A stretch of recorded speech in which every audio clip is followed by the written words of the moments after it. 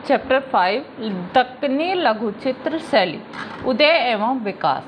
दक्कनी लघुचित्र का आशय उन लघुचित्रों से है जो 16वीं सदी से लेकर 19वीं सदी के बीच में बने। दक्कनी लघुचित्र शैली का विकास जो हुआ था वो 1600 से लेकर 19वीं सदी के बीच में बने चित्रों के रूप में जाना जाता है। ये चित्र बीजापुर, गोलकुंडा, अहमदनगर एवं हैदराबाद आदि राज्यों में सबसे अधिक बने। ये मुख्य जगह हैं जहाँ पर ये चित्र बनाए गए थे, बीजापुर, गोलकुंडा और अहमदनगर, जिनका अपना एक इतिहास है और इनका कोई अपना एक इतिहास भी है। साथ ही कला, साहित्य, संस्कृति, भाषा, वेशभूषा, धार्मिक विश्वास, दर्शन, सामाजिक मूल्य एवं सोच भी अलग थी। ये जो दक्कनी लघुचित्र शैली थी वो बिल्कुल अलग थी। इसका एक अपना एक इतिहास था, क्योंकि इसका कला, साहित्य, संस्कृति, वेशभूषा, धार्मिक विश्वास ये सभी बिल्कुल अलग थे। इस शैली का विकास हुआ था 1600 से 19वीं सदी के बीच में। दक्कनी कला के 3 विभिन्न चरण हैं। विकास में 3 चरण रखे गए हैं। प्रथम चरण कौन सा है? इस चरण का आरंभ बीजापुर के आदिल शाही के दरबार में हुआ था। बीजापुर जगह का नाम है जिसमें आदिल शाही एक राजा था, उसके दरबार में इसका निर्माण हुआ था। उसने ईरान, पर्शिया और तुर्की से कई चित्रकार, लेखन, अन्य विद्याओं के विद्वानों को अपने दरबार में आमंत्रित किया। आदिल शाह ने बाहर से चित्रकार बुलाए थे, लेखक बुलाए थे और अन्य विद्याएं जैसे लेखक, चित्रकार, साहित्यकार, इस तरीके से अनेक विद्याओं के चित्रकार बुलाए गए थे और उन्हें अपने दरबार में आमंत्रित किया था चित्र बनाने के लिए, लेखन कार्य करने के लिए। उन्होंने भारत की धरती पर चित्र बनाए और वो भारत आ गए थे। उन्होंने भारत में रहकर ही चित्र बनाए, लेकिन उनके विषय एवं कला तत्व विशुद्ध इस्लामी ही रहे, क्योंकि वो बाहर से आए हुए चित्रकार थे, इसलिए उनके जो कला तत्व थे वो विदेशी ही रहे। ये चित्र ग्रंथ सज्जा तक ही रहे और जो ये चित्र बनाए गए थे ग्रंथ को लिखने के लिए और उनको सज्जित करने के लिए, उनकी सज्जा करने के लिए चित्रों का निर्माण किया गया था। इन चित्रकारों ने कुरान शरीफ की कुछ प्रतियां, अनवर-ए-सुलेखी व यूसुफ जुलेखा जैसे ग्रंथों को चित्रित किया। और ऐसे ये ग्रंथ हैं जिनको चित्रित किया गया था। इन चित्रों में नीले, लाल, गुलाबी रंगों को अधिक प्रयोग किया गया था और नीले, लाल, गुलाबी रंगों का सबसे ज़्यादा प्रयोग किया गया था। द्वितीय चरण। प्रथम चरण बीजापुर के आदिल शाह ने आरंभ किया था, विदेशी चित्रकारों को, लेखकों को बुलाकर, ईरान, पर्शिया और तुर्की के चित्रकारों को बुलाकर। लेकिन इनके द्वारा बनाई गई चित्रकला विशुद्ध थी, पूरी तरह से भारतीय नहीं थी, विशुद्ध इस्लामी थी, क्योंकि ये चित्रकार बाहर से आए हुए थे। द्वितीय चरण। इसका जन्म तब हुआ जब इन राज्यों में मुस्लिम शासकों से जन्मे बच्चे भारत की ही भूमि पर बड़े हुए। और द्वितीय चरण हम उसे मानते हैं, द्वितीय चरण में वो डेवलपमेंट आता है जब बाहर से, विदेशों से आने वाले राजाओं के पुत्र या संतानें भारत की धरती पर ही जन्म लेती हैं, वो द्वितीय चरण में आती हैं। उन्हें ईरान, पर्शिया, तुर्की से कोई लगाव नहीं था, क्योंकि उनका जन्म भारत की धरती पर हुआ था, इसलिए उन्हें ईरान से, पर्शिया से कोई भी लगाव नहीं था।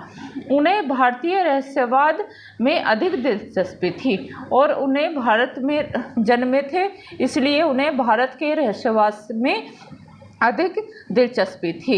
इस उदार सोच के चलते भारतीय सोच पर चित्र बनाए गए और इन्हीं सोच के चलते हुए उन्होंने भारतीय शैली पर चित्र बनाने प्रारंभ कर दिए। द्वितीय चरण कौन सा है? द्वितीय चरण वो है जब पर्शिया और मुगल राज्यों के या तुर्की के आए हुए राजाओं के बच्चों ने जन्म लिया था, क्योंकि वो भारतीय धरती पर ही जन्मे थे, इसलिए उन्हें भारतीय संस्कृति से लगाव था और उनकी सोच थी कि भारतीय रहस्यवाद को जाने, इसलिए उन्होंने भारतीय शैली पर आधारित चित्र बनाने प्रारंभ कर दिए। तृतीय चरण, इसका 18वीं सदी से आरंभ हुआ। तब हैदराबाद में दक्कनी कला के नए रूपों का उदय हुआ और ये 18वीं सदी में इसका प्रारंभ हो गया था। दक्कनी लघु शैली का आरंभ हुआ था 16 से 19 ईस्वी, 16वीं से 19वीं सदी के बीच में। तो ये आरंभ, तृतीय चरण का आरंभ हुआ था 18वीं सदी में। कला के नए रूपों में विकसित किया गया और कला को नए नए रूप मिलने प्रारंभ हो गए थे। इसमें गोलकुंडा के साथ मुगल कला के तत्व देखने को मिलते हैं और इसमें थोड़े थोड़े से मुगल तत्व भी देखने को मिलते हैं। मुगल कला के समाप्त होने पर वहाँ के चित्रकार हैदराबाद आ गए। इन चित्रकारों के प्रयास से दक्कनी कला को नया रूप मिला। जब मुगल राज्य समाप्त हो गया था, वहाँ से चित्रकार आ गए थे हैदराबाद और हैदराबाद आकर उन्होंने दक्कनी लघु चित्र शैली में चित्रों का निर्माण किया, जिससे इस दक्कनी लघु चित्र शैली को एक नया आयाम मिला, नया रूप मिला। विशेषता, दक्कनी लघु चित्र की विशेषता कौन कौन सी विशेषता नहीं है? पर्शियर कला की लयात्मकता एवं कोमलता देखने को मिलती है। जो चित्र बनाए गए थे पर्शियर कला शैली की लयात्मकता, मतलब वो लय दिखाई देती है और कोमलता दिखाई देती है। इसमें आपके सिलेबस में एक चित्र है,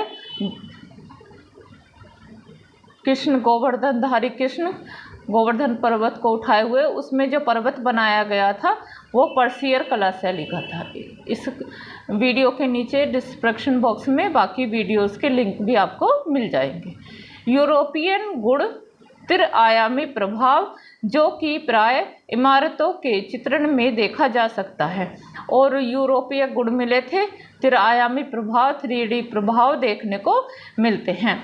जो इमारतें बनाई गई थी वो 3D आयाम में बनाई गई थी। जैसे किले बनाए गए थे, किलों के बाहर का सीन दिखाया गया था, किलों के अंदर का सीन दिखाया गया था, किलों के अंदर महल दिखाए गए थे और महल के अंदर का भी सीन दिखाया गया था। इस तरीके से 3 आयामी दिखाया गया था, तीनों तरीके से दिखाया गया था। लंबे गोरे व भावुकता से भरे स्त्री एवं पुरुष का चित्रण किया गया और लंबे लंबे गोरे गोरे और भावुकता से भरे स्त्री पुरुष का चित्रण किया गया था। लोगों के सुंदर चेहरे, बड़ी बड़ी खुली खुली आंखें, स्पष्ट नाक, नक्श, पर्याप्त गोलाई लिए हुए ललाट व पतली कमर बनाए गए। जितनी भी क्वालिटी होती है सुंदर फिगर्स की, वो सब क्वालिटी देखने को मिलती हैं। जैसे लोगों के सुंदर सुंदर चेहरे बनाए गए थे, बड़ी बड़ी खुली हुई आंखें बनाई गई थी, नाक, नक्श पर्याप्त गोलाई लिए हुए बनाए गए थे और कमर पतली बनाई गई थी। मन भावन मानव आकृतियों के अलावा इस शैली के चित्रों में प्राकृतिक सौंदर्य व इमारतों का भी चित्रण किया गया और इसमें मन भावन, जो मन को सुंदर लगने वाली आकृतियां भी बनाई गई थी इस शैली में, और प्राकृतिक सौंदर्य, लैंडस्केप भी बनाए गए थे या सीनरीज भी बनाई गई थी और इमारतों का भी चित्रण किया गया था। ये आपका लेसन नंबर 5 दक्कनी लघु चित्र शैली। इस वीडियो के नीचे डिस्क्रिप्शन बॉक्स में आपकी बाकी वीडियोस के लिंक भी मिल जाएंगे।